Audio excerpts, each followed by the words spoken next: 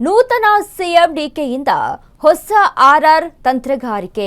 ಆಂಧ್ರ ಮಾಜಿ ಸಿಎಂ ರಾಜಶೇಖರ್ ರೆಡ್ಡಿ ಹಾದಿಯನ್ನ ಹಿಡಿದಿದ್ದಾರೆ ಡಿಕೆ ಶಿವಕುಮಾರ್. ಹಾಗಾದ್ರೆ ರೆಡ್ಡಿ ಹಾದಿ ಏನು? ರಾಜಶೇಖರ್ ರೆಡ್ಡಿ ಹಾದಿ ಯಾವ ರೀತಿಯಾಗಿತ್ತು ರಾಜಕೀಯವಾಗಿ? ನೂತನ ಸಿಎಂ ಡಿಕೆಶಿಯಿಂದ ಆರ್ಆರ್ ತಂತ್ರಗಾರಿಕೆ. ಆಂಧ್ರ ಮಾಜಿ ಸಿಎಂ ರಾಜಶೇಖರ್ ರೆಡ್ಡಿ ಹಾದಿ ಹಿಡಿದ ಡಿಕೆ. ಇಷ್ಟಕ್ಕೂ ಆಂಧ್ರದಲ್ಲಿ ಅಂದು ರಾಜಶೇಖರ್ ರೆಡ್ಡಿ ಮಾಡಿದ್ದೇನು? ಈಗ ಆರ್ಆರ್ ಮಂತ್ರ ಪಠಿಸಿದ್ದೇಕೆ ಸಿಎಂ ಡಿಕೆ ಶಿವಕುಮಾರ್? ಅಶ್ವಮೇಘ ನ್ಯೂಸ್ನಲ್ಲಿ ಬಿಗ್ ಸೂಪರ್ ಎಕ್ಸ್ಕ್ಲೂಸಿವ್ ಸುದ್ದಿಯನ್ನ ಕೊಡ್ತಾ ಇದ್ದೀವಿ. ನೂತನ ಸಿಎಂ ಡಿಕೆ ಶಿವಕುಮಾರ್ ಆರ್ಆರ್ ತಂತ್ರಗಾರಿಕೆ ಏನು? ಯಾಕೆ ರಾಜಶೇಖರ್ ರೆಡ್ಡಿಯ ಹಾದಿಯನ್ನ ಹಿಡಿದಿದ್ದಾರೆ? ಆಂಧ್ರ ಮಾಜಿ ಸಿಎಂ ರಾಜಶೇಖರ್ ರೆಡ್ಡಿ ಇಷ್ಟಕ್ಕೂ ಆಂಧ್ರದಲ್ಲಿ ಅಂದು ರಾಜಶೇಖರ್ ರೆಡ್ಡಿ ಮಾಡಿದ್ದೇನು? ಹಾಗಾದ್ರೆ ಆರ್ಆರ್ ಮಂತ್ರ ಪಠಿಸಿದ್ದೇಕೆ ಸಿಎಂ ಡಿಕೆ ಶಿವಕುಮಾರ್ ಅನ್ನುವಂತಹ ಪ್ರಶ್ನೆ ಬರ್ತಾ ಇದೆ. ಈಗಾಗಲೇ ಡಿಕೆ ಶಿವಕುಮಾರ್ ಮುಂದೆ ಇರುವಂತಹ ಸವಾಲುಗಳು, ಸಂಪುಟ ವಿಚಾರಕ್ಕೆ ಆದಂತಹ ಜಿದ್ದಾಜಿದ್ದಿಗಳು, ಪೈಪೋಟಿಗಳು. ಡಿಕೆ ಶಿವಕುಮಾರ್ ಯಾವ ರೀತಿಯಾದಂಥ ನಿರ್ಧಾರಗಳನ್ನ ಅಂದ್ರೆ ಇದು ಒಂದು ರೀತಿಯಾಗಿ ಅವರ ಕೆಪಾಸಿಟಿಗೆ ಆಗಿರ್ಬೋದು, ಅವರ ರಾಜಕೀಯ ಆಡಳಿತಕ್ಕೆ ಆಗಿರ್ಬೋದು, ಒಂದು ರೀತಿಯ ಚಾಲೆಂಜಿಂಗ್ ಹೆಚ್ಚಾಗಿ ಇರುವಂಥ ಸದ್ಯದ ಸ್ಥಿತಿಯಲ್ಲಿ ಇದನ್ನ ಹೇಗೆ ನಿಭಾಯಿಸ್ತಾರೆ ಡಿಕೆ ಶಿವಕುಮಾರ್ ಅನ್ನುವಂಥದ್ದು ಒಂದು ಕಡೆ ಪ್ರಶ್ನಾರ್ಹವಾಗಿದೆ. ಈಗಾಗಲೇ ಎಂ ಕೃಷ್ಣ ಮಾದರಿಯಲ್ಲಿ ರಾಜಕೀಯ ಮಾಡ್ತಾ ಇದ್ದಾರೆ, ಆ ಮಾದರಿಯಲ್ಲಿ ಒಂದು ಮುನ್ನುಗ್ತಾ ಇದ್ದಾರೆ ಅನ್ನುವಂಥದ್ದು ಒಂದು ಕಡೆ ಟಾಕ್ಸ್ ಇದೆ. ಅದರ ಜೊತೆಗೆ ರಾಜಶೇಖರ್ ರೆಡ್ಡಿ, ಆಂಧ್ರ ಮಾಜಿ ಸಿಎಂ ಆದಂತಹ ರಾಜಶೇಖರ್ ರೆಡ್ಡಿ ಅವರ ಯಾವ ಮಂತ್ರವನ್ನ ಇಲ್ಲಿ ಜಪಿಸ್ತಾ ಇದ್ದಾರೆ, ಅಂದ್ರೆ ಯಾವ ಮಂತ್ರವನ್ನ ಇಲ್ಲಿ ಪಠಿಸ್ತಾ ಇದ್ದಾರೆ ಡಿಕೆ ಶಿವಕುಮಾರ್?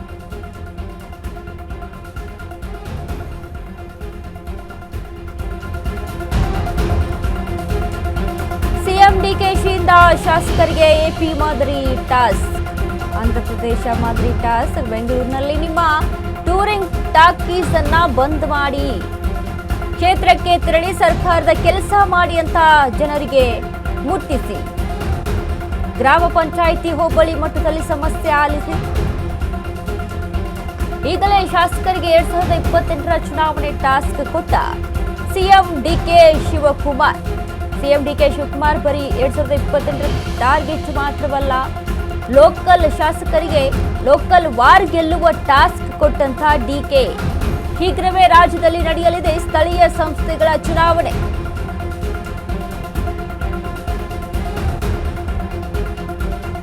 ಡಿಕೆ ಶಿವಕುಮಾರ್ ಶಾಸಕರಿಗೆ ಎಪಿ ಮಾದರಿಯ ಟಾಸ್ಕ್ ಅನ್ನ ಕೊಟ್ಟಿದ್ದಾರೆ.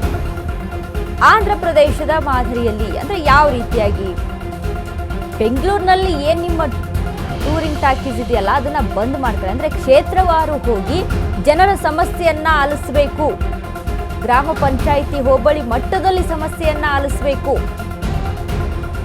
2028ರ ಚುನಾವಣೆ ಟಾಸ್ಕ್ ಕೊಡೋದ್ರ ಜೊತೆಗೆ ಸ್ಥಳೀಯ ಚುನಾವಣೆಯ ಟಾಸ್ಕ್ ಕೂಡ ಇದೀಗ ಅಲ್ಲಿರುವಂತಹ ಶಾಸಕರ ಮೇಲೆ ಬಿದ್ದಿದೆ.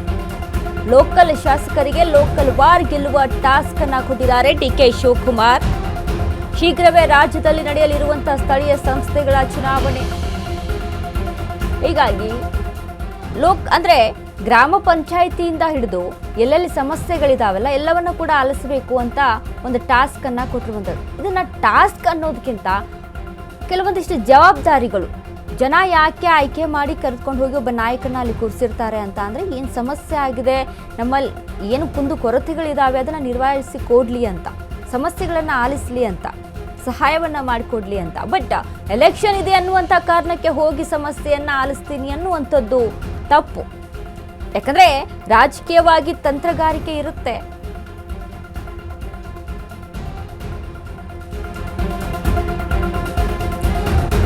ಕೈ ಶಾಸಕರಿಗೆ 2028ರ ಸಮರಕ್ಕೆ ಸಂಬಂಧಿಸಿ ಡಿಕೆ ಅಭಯ ಹಸ್ತವನ್ನ ನೀಡಿದ್ದಾರೆ. ನೀವು ನಿಮ್ಮ ಕೆಲಸ ಮಾಡಿ ನಿಮ್ಮನ್ನ ಮತ್ತೆ ಶಾಸಕ ಮಾಡ್ತೇನೆ ಅಂತ ಡಿಕೆ ಹೇಳಿರುವಂಥದ್ದು. ನೀವು ಕಾರ್ಯಕರ್ತರ ಜೊತೆ ನಿಂತ್ರೆ ನಿಮಗೆ ನನ್ನ ಬಲ ಇದೆ ಅಂತ ಡಿಕೆ ಶಿವಕುಮಾರ್ ಹೇಳಿದ್ದಾರೆ. ಈಗಾಗಲೇ ಆಪ್ತ ಶಾಸಕರಿಗೆ ಸೂಚನೆ ನೀಡಿರುವಂತಹ ಸಿಎಂ ಡಿಕೆ 2009ರ ಚುನಾವಣೆ ಗೆಲ್ಲಲು ಇದೇ ತಂತ್ರ ರಚಿಸಿದ್ದ ರೆಡ್ಡಿ ತಂತ್ರಕ್ಕೆ ಮಣಿದಿದ್ದ ಜನ ಬಂಡೆ ತಂತ್ರವನ್ನ ಒಪ್ತಾರ? ರಾಜಶೇಖರ್ ಸ್ಟೈಲ್ನಲ್ಲೇ ರಾಜಕಾರಣ ಮಾಡ್ತಿರುವಂತಹ ಡಿಕೆ ಶಿವಕುಮಾರ್ 35 ವರ್ಷಗಳ ಜನಾದೇಶದ ಪರಂಪರೆ ಬ್ರೇಕ್ ಮಾಡ್ತಾರಾ ಸಿಎಂ ಡಿಕೆ? 2028ರಲ್ಲಿ ಮತ್ತೆ ಕಾಂಗ್ರೆಸ್ ಪಕ್ಷಕ್ಕೆ ಅಧಿಕಾರ ದಕ್ಕಿಸಿಕೊಡ್ತಾರಾ ಡಿಕೆ ಶಿವಕುಮಾರ್?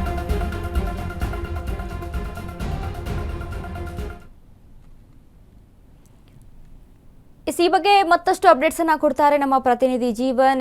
ಜೀವನ್, ಇದೀಗ ರಾಜಕೀಯವಾಗಿ 2028ರನ್ನ ಮುನ್ನೆಲೆಗೆ ಇಟ್ಕೊಂಡು ಡಿಕೆ ಶಿವಕುಮಾರ್ ಕೊಟ್ಟಿರುವಂತಹ ಒಂದಿಷ್ಟು ಟಾಸ್ಕ್ಗಳನ್ನ ಶಾಸಕರು ಎಷ್ಟರ ಮಟ್ಟಿಗೆ ನಿಭಾಯಿಸ್ತಾರೆ, ಜನ ಎಷ್ಟರ ಮಟ್ಟಿಗೆ ಒಪ್ಕೊಳ್ತಾರೆ ಅನ್ನುವಂಥದ್ದೇ ಇಲ್ಲಿ ಪ್ರಶ್ನೆ ಆಗಿರುವಂಥದ್ದಲ್ವಾ ಜೀವನ್?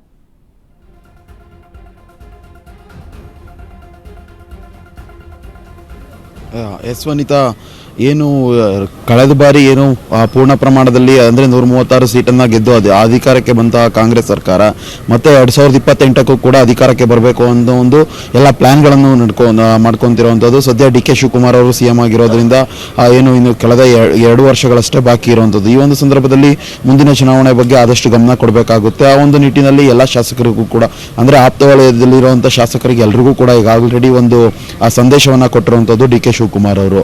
ಏನಂದರೆ ಮುಂದಿನ ಚುನಾವಣೆಯಲ್ಲಿ ಅಧಿಕಾರಕ್ಕೆ ಬರಬೇಕು ಅಂದರೆ ಜನರ ಮನಸ್ಸಿನಲ್ಲಿ ಆಳವಾಗಿ ಇಳಿಯಬೇಕಾದಂಥದ್ದು ಎಲ್ರಿಗೂ ಸದ್ಯದ ಮಟ್ಟಿಗೆ ಬೇಕಾಗಿರುವಂಥದ್ದು. ಅದೇ ರೀತಿಯಾಗಿ ಇನ್ನು ಡಿ ಕೆ ಶಿವಕುಮಾರ್ ಅವರು ಇದೊಂದು ಪ್ಲಾನ್ ಅನ್ನು ರೂಪಿಸಿ ಆಪ್ತ ಶಾಸಕರಿಗೆಲ್ಲ ಒಂದು ಸಂದೇಶವನ್ನು ಕೊಟ್ಟಿದ್ದಾರೆ. ಯಾಕಂದರೆ ಜನರಿಗೆ ಕನೆಕ್ಟ್ ಆಗಿರಬೇಕು. ಅಂದರೆ ಎಲೆಕ್ಷನ್ ಟೈಮ್ನಲ್ಲಿ ಯಾರೇ ಆಗಲಿ ಮತದಾರ ಪ್ರಭುಗಳು ಅವರ ಮನಸ್ಸನ್ನು ಮಾಡಿದ್ರೆ ಅಷ್ಟೇ ಕಾಂಗ್ರೆಸ್ ಸರ್ಕಾರ ಮತ್ತೆ ಅಧಿಕಾರಕ್ಕೆ ಬರುವಂಥದ್ದನ್ನ ಅರಿತಿರುವಂಥದ್ದು ಸದ್ಯ ಡಿ ಕೆ ಶಿವಕುಮಾರ್ ಅವರು. ಈ ಒಂದು ನಿಟ್ಟಿನಲ್ಲಿ ಎಲ್ಲ ಶಾಸಕರಿಗೂ ಗ್ರೌಂಡ್ ಲೆವೆಲ್ನಲ್ಲಿ ನೀವೇ ನಿಂತು ಕೆಲಸವನ್ನು ಮಾಡಿಸಿ ಜನರಿಗೆ ಆದಷ್ಟು ಜನರ ಕಷ್ಟ ಏನಿದೆ ನೀವೇ ಕೇಳಿ, ನೀವೇ ಪರಿಹಾರವನ್ನು ಕೊಡಿ ಅನ್ನೋ ಒಂದು ಮಾತುಗಳನ್ನು ಆಡಿರುವಂಥದ್ದು.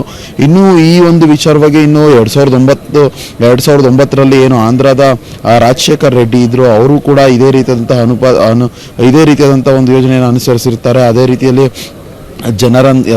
ಎಲ್ಲ ಶಾಸಕರಿಗೂ ಒಂದು ಸಂದೇಶವನ್ನು ಕೊಟ್ಟು ಎಲ್ಲರನ್ನೂ ಕೂಡ ಒಂದು ಒಮ್ಮತಕ್ಕೆ ತೆಗೆದುಕೊಂಡು ಎಲ್ಲರನ್ನು ಅಲ್ಲೂ ಕೂಡ ಗೆಲ್ಲುವಂಥ ಒಂದು ಕೆಲವೊಂದು ಘಟನೆಗಳು ನಮ್ಮ ಮುಂದೆ ಇರುವಂಥದ್ದು. ಅದೇ ರೀತಿಯಾದಂತಹ ಒಂದು ಯೋಜನೆಯನ್ನು ಡಿ ಕೆ ಶಿವಕುಮಾರ್ ಅವರು ಇಲ್ಲಿ ಅನುಸರಿಸಿರುವಂಥದ್ದು. ಸದ್ಯ 2028ಕ್ಕೆ ಡಿ ಕೆ ಶಿವಕುಮಾರ್ ಅವರು ಮತ್ತೆ ಕಾಂಗ್ರೆಸ್ ಸರ್ಕಾರವನ್ನು ಅಧಿಕಾರಕ್ಕೆ ತರಲೇಬೇಕು ಅಂತ ಸದ್ಯ ಪಣ ತೊಟ್ಟಿರುವಂಥದ್ದು. ಅದೇ ರೀತಿಯಾದಂತೆ ಈ ಹಿಂದೆ ಕೂಡ ಸಾಕಷ್ಟು ಬಾರಿ ಹೇಳಿರುವಂಥದ್ದು 2028ಕ್ಕೆ ನಾವೇ ಅಧಿಕಾರಕ್ಕೆ ಬರ್ತೀವಿ, ಯಾವುದೇ ರೀತಿಯಾದಂತಹ ಬೇರೆ ಪಕ್ಷಕ್ಕೆ ಸರ್ಕಾರಕ್ಕೆ ಅಧಿಕಾರಕ್ಕೆ ಬರೋದಕ್ಕೆ ನಾವು ಬಿಡೋದಿಲ್ಲ ಅನ್ನೋ ಒಂದು ಮಾತುಗಳನ್ನು ಡಿ ಕೆ ಶಿವಕುಮಾರ್ ಅವರು ಈಗಾಗಲೇ ಹೇಳಿದ್ದಾರೆ. ಅದೇ ರೀತಿಯಂತೆ ಪಣ ತೊಟ್ಟು ಈಗ ಗ್ರೌಂಡ್ ಲೆವೆಲ್ನಲ್ಲಿ ವರ್ಕ್ ಮಾಡಲಿಕ್ಕೆ ಎಲ್ಲ ಶಾಸಕರಿಗೂ ಕೂಡ ಒಂದು ಸೂಚನೆಯನ್ನು ಕೊಟ್ಟಿರುವಂಥದ್ದು. ವನಿತಾ, ಥ್ಯಾಂಕ್ ಯು ಜೀವನ್, ನಿಮ್ಮೆಲ್ಲ ಅಪ್ಡೇಟ್ಸ್ಗೆ.